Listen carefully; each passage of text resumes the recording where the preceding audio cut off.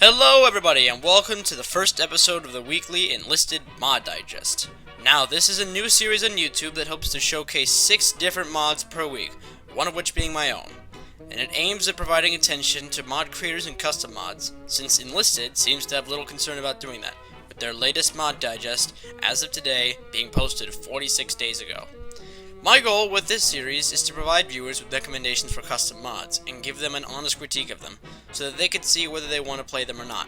Now, if you want to suggest mods to me, please contact me on the Enlisted forums or on Discord, and I will gladly take your suggestion. Now let's begin with our first mod. The Pancho Villa Expedition, District of San Guillermo, by myself. Now, this is a mod that I have created, and before you start criticizing my decision to put my own mods here, allow me to say that I will give you all an honest critique of my mod, even if it does not paint me in the best light. I am only trying to highlight attention to mods that I have created as a method of self-promotion, but because I am doing that does not mean that I will attempt to sugarcoat it or make it seem better than it is. My goal is to be truthful about these matters and give you all of the details. Without further ado, let's begin. The mod takes place in 1916, during the Pancho Villa expedition in Mexico. At the time, Mexico was in a state of civil war, with many factions competing for power. A faction of Mexicans led by General Francisco Pancho Villa attacked the border town of Columbus, New Mexico, in the United States of America. With this attack, the United States launched a full assault on Mexico in an effort to capture Villa. The mod takes place in May of 1916 in the fictional district of San Guillermo. There, the Mexicans have set up a stronghold with many outposts and defenses to protect them. The Americans have decided to launch an assault on this area. The mod starts by having the Americans assault the town of San Guillermo and then move further into the district, encountering defenses from the Mexican forces. Now, this mod does have custom squads and gives both sides a variety of weapons, including numerous period-accurate Mausers for the Mexicans. Most guns, such as the Mauser Model 1893 or the Mondragon Model 1894, are templated off of other guns that function similar to them, and have their properties changed, such as rate of fire and the name. The United States of America also receives the Model 1903 Springfield, as well as 2 Winchester shotguns. 2 anti-tank rifles are also given, each of which are based off of real large caliber rifles that existed. APCs are the armored buses of the time, since they were used by both sides during the time period. Now onto the gameplay aspects of the mod. It runs quite well on PC. The only reason lagging in this footage was the recording software holding up too much of my virtual RAM. Most of the weapons are good to use, and both sides are balanced in that remark.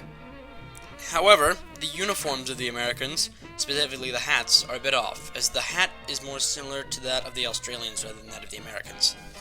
Also, the large amounts of open field are a bit challenging to get across, as it leaves the player open to rifle fire with minimal cover. The good things about this mod are the design, with the sandstone arches and cacti setting the mood of the Mexican desert. The canyon in the map is designed pretty well, although the terrain could use a tad bit of work. Overall, I'd say that this mod is pretty good and would recommend for you all to check it out. Sorry about that again. On to our next mod, Sahara Race APC Edition by Mopuit. Now, this mod is a little different compared to what the usual mods are, as this one functions more like a minigame. This mod allows players to race each other with APCs, with the red team getting the Studebaker and the blue team getting the Type 94.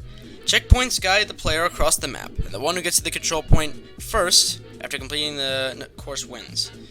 The mod is different from others I see, which center around the conflict element of Enlisted, whereas this mod is more like a casual game you would play when you don't want to kill each other. The choice of vehicles is pretty good, and the gameplay is pretty good as well. However, some of the checkpoints are a bit janky, which can be weird, and some of the titles are also, they just take up too much of the screen space, if you know what I mean. Racing other players is also really fun, and takes away the stress that can be gained from playing Enlisted proper. The grind is not easy, guys. Trust me. Overall, this mod is pretty well designed, and different from the usual mods here in the sandbox. I'd recommend giving it a play. Now, next mod, Karelia Offensive 1944, part of the Continuation War in Finland, by ISO Seppo 123. An interesting idea this mod is, as it's based in the Karelian Peninsula in Finland. This is a side of the war not represented by Enlisted, and is a very unique idea in my opinion. The game is a 2-point conquest map, with many defenses on both sides, adding to the environment. The idea is very unique and cool, and the points surrounding the areas have various defenses such as bunkers and trenches, which are pretty nice and takes away from the blandness of the map and the area chosen.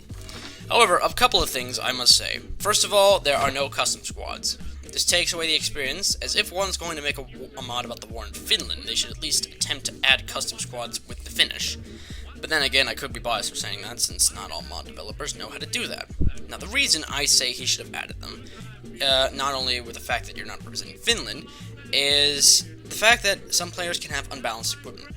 Say, for instance, players with only Battle Rating 1 equipment being able to face off against a T-34-85, which is very unfair. How are they going to combat that? They have no anti-tank weapons that could possibly penetrate the armor there, and yes, there are explosive packs, but tanks can dodge those. With custom squads, at least it can be moderated by giving both sides equal equipment, so that way imbalance doesn't happen. But I digress. Another concern I have is that this mod feels more like a walking simulator. The points are a good 400 meters from each other, and the spawn points are super far. I feel that in the time it takes me from getting from one side to another, I could have found the cure to cancer. Anyways, this mod is a very unique idea, and is very cool. However, ISO Seppo needs to update this mod, as these problems in the game take away from the experience and make it more boring, in my opinion. I would recommend giving this a play, but if you don't like games that are like walking simulators like Hell Let Loose, then maybe steer clear of this one. I don't know. House Defense Zombies by Gamer Victorch. This mod is one of the many zombie mods out there, and also the game mode is overused. This mod is pretty nice. It starts with you defending a house from the motivated infantry, and survive 30 waves. Pretty simple. However, I will say that the time between breaks is too long at a startlingly 45 seconds compared to the regular game modes. I believe it's 25? Anyway, and sometimes the motivated infantry do get stuck in the house, making it last longer. You trying to find that one motivated soldier does take some time. Overall, this is a pretty basic mod in my opinion, but it is fun, so I'd recommend you all giving it a play. Prison Camp Gun Game by Skav Sergey. That's how you say it. Skav Sergey. Sorry about that. A classic example of what a gun game should be, in my opinion. This game is set in a prison camp, which is beautifully designed in my opinion. The weapon choice is wide, but it's not hard to advance up to different levels, since it only takes 1 or 2 kills to advance to the next level. Multiple different types of weapons, such as machine guns, rifles, and even a flamethrower is given. The gameplay against other players is pretty fun, and it's very unique. It's very fun, guys. Trust me on that one. However, I will say that the AI had a tendency to get stuck on the prison camp fence. So maybe updating the nav mesh and the AI navigation is all that needs to be done. But other than that, this is a lovely mod. Last mod is, it's certainly not least in my opinion, is oh god. I said Fig. Okay. Big Action Volokolamsk Confrontation by tommyZZM. Holy crap. Do I have a lot of things to say about this map. It is very unique, and the map is very large. There's a reason it's called Big Action, guys. Trust me. The engineer mechanics they're just amazing. You're able to build vehicles in the game. Listen, you're able to build vehicles, rally points, machine guns, anything you can think of, buildable. Except for aircrafts. You can't build aircrafts. I wish. The map, it's beautifully designed. It's very well designed. The defenses are realistic. It's just the chef's kiss. It's amazing. The design, everything about it is just amazing. I might be biased here, but I think it's amazing in my opinion. However, the only drawback is that you need a large human team. If you only have AI, then it won't work. You need real players. This is a disclaimer for everybody. This is a good mod to play with a bunch of friends, as it does take a lot of time, but with friends, it's actually really fun. Overall, the Big Action mod is really cool, and the unique mechanics of the engineers, as well as the large scale, do this map wonders. Now, developments and upcoming mods that will be released later this year. Sound 1918 and Battleships. In mod developments, Enlisted has recently added support for sound mods on the sandbox portal. The lead pioneer in sound mods, Big Oat, has released numerous sound mods for soldiers, weapons, and ambiance in the battlefield. This new support allows for more customization of the game, something that players like to have, and I would like to give a shout out to all of the sound mod creators out there. You guys are underrepresented. Listen, I don't know how to make sound mods, alright? I'm not exactly the best with audio, as you could probably tell by this recording. But yeah, shout out to you guys. You guys are like the unsung heroes. I feel like not enough attention is given on sound mods, in my opinion. Heck, not enough attention is given to mods anyway, less to sound mods. So shout out to all you guys. You guys are amazing for what you do. Now, currently, today is day 39 of the development of my next Russian Civil War mod, which takes place in 1918. This week, Chinese communist squads are added with weapons such as the Hanyang 88 and the General Liu rifle. Belarusian communists and Latvian separatists have been added, along with the British Coldstreams and the Soviet Marines, which both have one flamethrower. Hey, portable flamethrower to the British, and the Tovaritsky, I don't know, it's not in the script here, Tovaritsky flamethrower, both of which are from World War I. Currently, at this pace, the mod is expected to release on May 16th. Other mod developments are Mopuit's Battleship mod, which plans to use amphibious tanks for naval warfare, and have the players capture an offshore island or oil rig. The plan isn't exactly clear. The plan is most likely to have a conquest-like map, though, with different areas on land and on sea.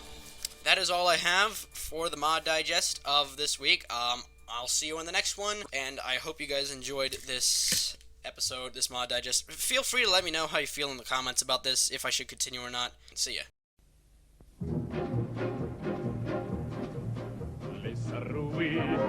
Ничего у нас не берет, ни пожары, ни морозы.